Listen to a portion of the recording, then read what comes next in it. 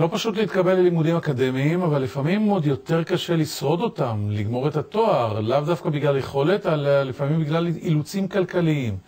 בעיקר בפריפריה, חוסר התמיכה הכלכלית מצד המדינה בסטודנטים מביא לשיעורי נשירה גבוהים מהאקדמיה. נגיד שלום לגלית כספי כהן, סמנכ"ל קרן אייסף. שלום גלית. שלום רב.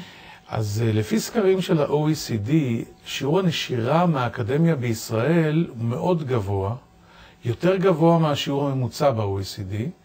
לפי סקרים אחרים שאנחנו עושים פה, מדובר בשיעור יותר נמוך, אבל בכל זאת מדובר בנשירה גבוהה. למה? זה תלוי איך בודקים את זה, אם בודקים רק את אלה שעזבו מחוג לחוג או נשרו לגמרי מהאוניברסיטה. כי יש כאלה שפשוט עוברים חוג, יורדים ברמה, הולכים למשהו פחות קשה. נכון. אוקיי. אבל בכל זאת הנשירה היא מאוד מאוד גבוהה. הסיבות הן בדרך כלל, הרבה מאוד פעמים הן כלכליות.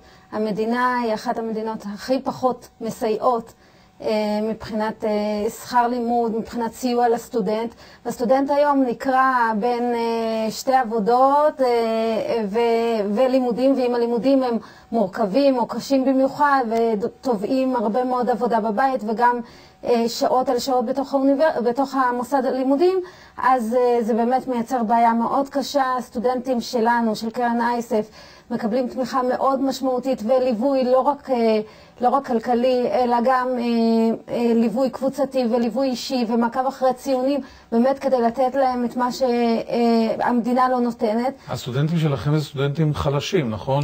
שמקבלים תמיכת קרן, סימן שהם באים הם לא חלשים, הם מגיעים מאוכלוסיות מוחלשות. אותו דבר. הם עצמם חזקים, נוצצים וטובים, אבל האוכלוסייה מוחלשת זה חלש, זה לא חלש מבחינה אינטלקטואלית, זה חלש מבחינת היכולת הכלכלית. נכון, הרבה מאוד פעמים סטודנט ראשון להשכלה גבוהה, זאת אומרת שאין לו דגם בבית, הוא לא יודע איך להסתדר בתוך האוניברסיטה, הוא לא ראה, לא קיבל טיפים, ואנחנו שם בעצם בשביל לעזור לו. אתם עוזרים לו רק בטיפים או שעוזרים לו גם באופן כלכלי? אנחנו מעניקים מלגה מכובדת של קרוב ל-20,000 שקל לשנה לאורך כל שנות התואר, לאורך כל התארים, אם אתה רוצה לתואר ראשון, לתואר ראשון, שני, שלישי, עד פוסט דוקטורט. כמה סטודנטים אתם עוזרים להם בדרך כזו? אנחנו מסייעים ל-400 בשנה, סך הכל מאז שהקרן הוקמה לפני 39 שנה, 11,000, 80 מיליון דולר כבר הושקע בישראל על ידי קרן אייסף. תגידי עכשיו, מה שיעור הנשירה בקרב סטודנטים שלכם? אז צריך להגיד שהשיעור הנשירה הוא מאוד נמוך, בסביבות ה2%. זה הוכחה שאם יש יציבות כלכלית ותמיכה וליווי, אין נשירה. זאת אומרת, זו הוכחה שהסיבות לנשירה זה באמת העניין הזה שהסטודנטים לא יכולים להחזיק את עצמם ולהתרכז בלימודים. נכון, ואפילו עבור המדינה, אפילו אם אנחנו לא מסתכלים על המצב של האי שוויון, אפילו אם אנחנו מסתכלים על התוצר הלאומי הגולמי, ככל שאוכלוסייה היא משכילה יותר, ככה יש לה, התוצר הלאומי הגולמי, אפשר לראות את זה במדינות,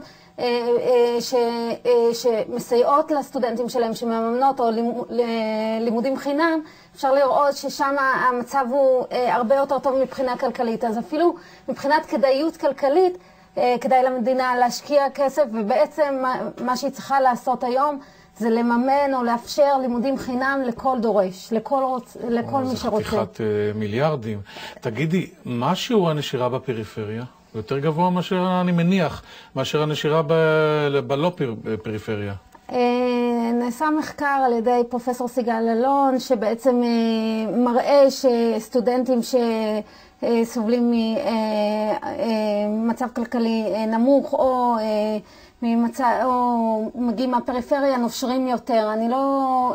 נושרים יותר אבל. נושרים יותר בוודאות. אגב, יש אחד הדברים שקראתי בחומר, זה שהנשירה מהאוניברסיטאות הרבה יותר נמוכה מאשר הנשירה מהמכללות. וזה גם כן מוכיח, כי האוניברסיטאות הרי מסננות את הנכנסים, ורק אנשים שעומדים בתנאים מאוד מאוד קשים, ולכן זה הגיוני גם שהם ינשרו פחות מאשר מכללות, שמקבלות כמעט כל אחד שיכול לשלם שכר לימוד, שזה גם כן חומר למחשבה. שהרבה פעמים מי שמגיע מהפריפריה ולמד במוסדות לא כל כך טובים בבית ספר, אז הוא לא הצליח להתקבל לאוניברסיטה, ואז הוא מגיע למכללה. ברור. טוב, נקווה שהנשירה תיפסק. תודה. תודה רבה.